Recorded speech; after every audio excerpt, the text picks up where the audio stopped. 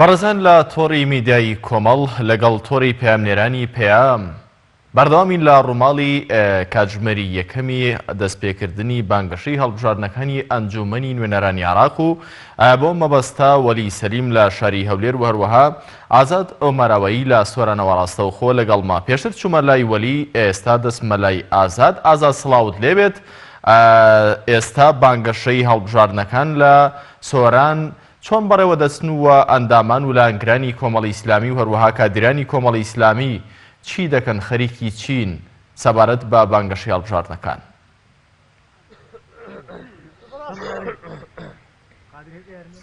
بەڵە کارزان سڵاو لە تۆ و لە بینەرانی بەڕێز بێتن. دیارە لە کاتژمێری 12ی شەوە دوای ئەوەی بانگەشەی هەڵبژاردنەکان بۆ ئەنجومەنی نوێنەرانی عێراق دەستی پێکرد. من ئێستا لە ناحیەی خەلیفانم، دیارە لەوێش ئەندامانی کۆمەڵی ئیسلامی بە گوڕوتینێکی زۆرەوە دەستیان بە بانگەشەی هەڵبژاردن بۆ لیستی کۆمەڵی ئیسلامی کوردستان 104 دەست پێ کردووە. دیارە ئەندامان بە شێوەیەکی زۆر گەرم و گوڕ و گەرم و گوڕیان پێوە دیارە کەوا لەو ناحیەیە بانگەشەی خۆیان دەست پێ کردووە. من ئاماژە بۆ بدەم لە سنووری مەڵبەندی سۆرانی کۆمەڵی ئیسلامی لە سەرجەم ئەنجومەنەکان دەست بە بانگەشەی هەڵبژاردن دەکرێت و کار بۆ لیستی کۆمەڵی ئیسلامی سەڵسوار دەکرێت و هەوڵی جدی بۆ لیستی کۆمەڵی ئیسلامی ئەدرێ لەلایەن ئەندامان و کادرانی کۆمەڵی ئیسلامی کوردستانەوە. من بۆ زانیاری زیاتر لە سەرکارەکانیان ئەچمە لای کا عوسمان بناوی بەرپرسی ئەنجومەنی خەلیفانی و کۆمەڵی ئیسلامی سەبارەت بە کارەکانیان. بەڵە کاک عوسمان، کارەکانتان چۆن دەست پێ کردووە و بە چ گوڕوتینێکەوە لە کارەکانتان بەردەوامن بۆ بانگەشەی لیستی کۆمەڵی ئیسلامی؟ بەناوی خۆی گەورە میهرەبان، پێشەشی بەخێرهاتن زنامتانەکەن، زۆر بەخێر بێن، دەستخۆشتان لێهن کە بەو شەوەیەوە هاتینە لە خزمەت برانی خەلیفانێ بووین، دەستخۆشتانێکن خوا پاداشتان ناتەوە، دەستخۆشی لە برانی پێیامیشەکەن کە بەو شەوەی ڕاستەوخۆ گوازنەوە. ئێمە هەروەکو شوێنەکانی دیکە لەگەر برانمان بەگشتی لەگەر شوێنەکان بەگشتی لە کاتی خۆ لە وەختی خۆ ئامادە بووینە لۆ هەڵواسینی لیستی سەرپرساری کۆمەڵی ئیسلامی لە ناو شارۆچکەی خەلیفان لەگەر برانمان بە گەرم و گوڕیەوە ئامادە بووینە. لێرە شەوە دەستخۆشی لە برانەکەین، دەستخۆشی لە جەماوەرەکەین کە جەماوەر زۆر بە گەرم و گوڕیەوە هێشتا کاتی نەهاتوە لۆی پڕۆپاگەندا دەست پێ بکات. جەماوەر زۆر بە گەرم و گوڕیەوە پێشوازی لێ کردینە چاوەڕێی ڕۆژی دەنگدان و ئینتیخاباتە لۆی بە گەرم و گوڕی بێتە سەر سندوقی دەنگدانەوە، بە تایبەتیش دەنگ بە کۆمەڵی ئیسلامی بدەن ژمارە 104ەوە. لەبەر کۆمەڵی ئیسلامی ڕابردوشی چاک و پاک و ڕێکوپێشی هەیە. کۆمەڵی ئیسلامی وزیرەکانی، ئەندام پەرلەمانەکانی، قیادەکانی کۆمەڵی ئیسلامی زۆر بە دڵسۆزانە، زۆر بە خەمخۆرانە ڕابردووەکان دیارە. خەڵکی کوردستان زۆر بە شانازیەوە پێشوازی لە کاندیدەکانی کۆمەڵی ئیسلامیەکەن. هیوادارین بە گەرم و کورتتر خەرک بێتە سەر سندوقی دەنگدان.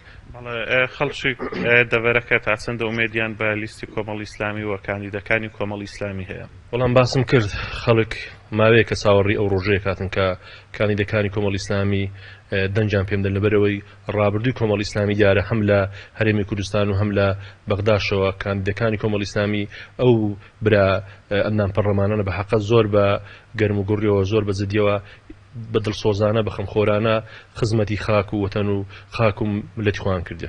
ئێوە چ ئومێدێکتان لە هاوڵاتیانی دەڤەرەکە هەیە وەکو ئەنجومەنی خەلیفان؟ وەڵام ئێمە گەشتبینی بەڕاستی بە هاوڵاتیان چکووە یەکەم زارمان نییە لە ئینتیخاباتەکان خەرک بە گەرم و گوڕیەوە پێشوازی لێکردینە. ئێمە زیاتر چاوەڕوانی ئەمە لە جەماوەری خۆمان هەیە و زیاتر گەشتبینین بە جەماوەری خۆمان، چکۆمە یەکەم زارمان ینی لە ئینتیخاباتەکان بەشدارین، چەندەمین جارە بەشدارەکەن خەڵک بەبێ ئەوەی کە تەکلیفی چمان لێ بکەن، بەبێ ئەوەی داوای چمانێن خەرک زۆر بە گەرم و گوڕیەوە پێشوازی لێکردینە. بەڵێ کارزان، من ئەمەوێت زیاتر ڕای ئەو کادرانەی کۆمەڵی ئیسلامی بگوازمەوە کەوا بەم شەوە لە کەش و هەوایەکی ساردیش لە ناحیەی خەلیفان هەیە، بەڵام ئەوان گەرم و گوڕن و گوڕوتینێکی زۆریان هەیە لە سەر بانگەشەکردن بۆ لیستی کۆمەڵی ئیسلامی. ئێسمە لای مامۆستا ناسی حەویش پەیامی خۆی بگەێنێتن سەبارەت بە بانگەشیان بۆ لیستی کۆمەڵی ئیسلامی. بسم الله الرحمن الرحیم. بەناوی خوا دەستمان پێکرد و ئینشاءالله بە پشتیوانی خوای گەورەش لە داهاتوودا لە کۆتاییدا سەرکەوتنێکی گەورە و شایستە بە کۆمەڵی ئیسلامی بەدەستدینین.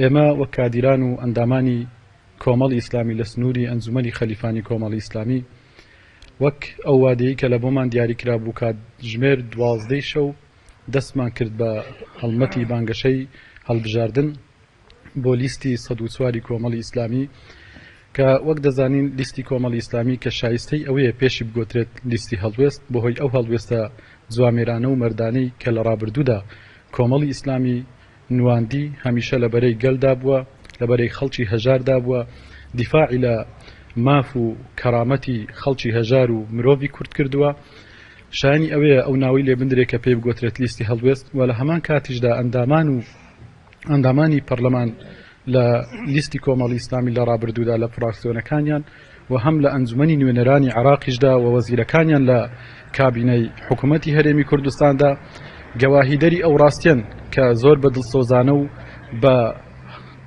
شێوازێک کە شایستەی خزمەتکردن بە مرۆڤی کورد بێ بەرگریان لە مافەکانی خەڵک کردووە هیچ کاتێک نەچوونەتە بەرەی ستەمکار هیچ کاتێک نیان ویستووە پەرلەمانی کوردستان ببێت بە دیوەخانەی حیزب بۆ کردیان سکرتێری پەرلەمان کە لە کۆمەڵی ئیسلامی بوو لە ڕابردوودا ئامادە بوو دەست لە کار بچێشێتەوە بەڵام سوور بێ لەسەر هەڵوێستەکانی خۆی هیچ زەخت و فشارێک کاریگەری لەسەر هەڵوێستەکانی ئەواندا نەکرد هەمیشە لەبەرەی گەل و لەبەرەی خەڵک دامانەوە و تەنانەت زۆر جار هەڕەشەی مردن و کوشتنیشیان لەسەر بووە بەڵام ئەوان هەر سوور بووینە لەسەر خزمەتکردن بە خەڵک و لەبەرەی خەڵکدا بمینێنەوە بۆیە ئێمە ومێدمان وایە کە خەڵکی کوردستان ئەم هەڵوێستە جوامێرانە و مەردانەی کۆمەڵی ئیسلامی لەبەرچاو بگرن و دەنگ بە لیستی کۆمەڵی ئیسلامی بدەن و هەوڵ بدەن بۆ سەرخستنی لیستی ژمارە 104 کۆمەڵی ئیسلامی و ئێمەش وەکو ئەندامان لە سنووری ئەنجومەنی خەلیفانی کۆمەڵی ئیسلامی قۆناغی یەکەممان دەست پێ کرد و ئینشاءڵڵا لە داهاتووشدا بەگەرم و گورتر بە شێوازێکی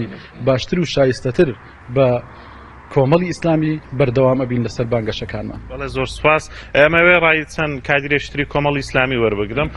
چ شتێک وای لە تۆ کرد بەم شەوە لەم کەشوهایە ساردە؟ بەڵێ سپاس بۆ ئازاد ئۆمەرەوەیی لە نەحەی خەلیفانەوە کە ڕاستەو خۆ لەگەڵمان بووی ئازاد. کاتی زۆرم پێدای دەمەوێت بگەڕێمەوە لای وەلی و وەلیش لە هەولێرە وەزارێکی